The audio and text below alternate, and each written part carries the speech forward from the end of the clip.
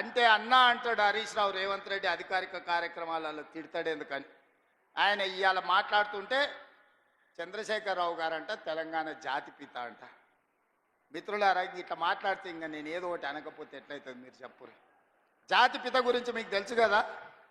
ఆ జాతిపితకు మందు వాసన పడుతుందా? గుజరాతుల్నే బంధు పెట్టించింది, అవునా?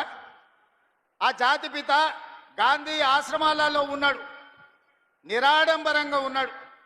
మరి ఈ జాతిపిత వాసన లేకుంటే నిద్ర లేస్తాడా? ఆ జాతిపిత ఎక్కడా? ఈ జాతిపిత ఎక్కడా?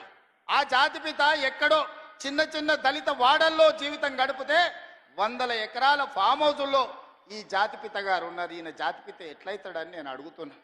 అసలు పోల్చుకోవడానికన్నా పొంతన ఉండాలి కదా. పులిని చూసి నక్క వాతలు పెట్టుకుంటే వాతలతోని నక్క పులి అయిపోతుందా? జాతిపిత అంటే ఎవరు? కొండ లక్ష్మణ్ బాబూజీ జాతిపిత. జాతిపిత అంటే ఎవరు? ప్రొఫెసర్ జయశంకర్ జాతిపిత.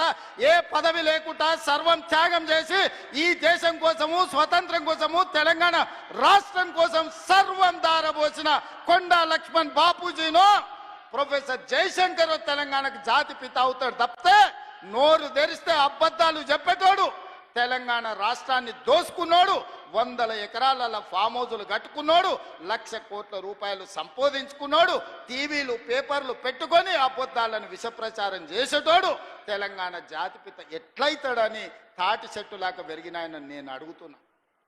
ఇవాళ నేను ఇక్కడున్న యువకుల్ని కూడా అడుగుతున్నా, ఎవడయా జాతిపిత తెలంగాణకు? తాగుబోతాడు జాతిపిత అవుతాడా?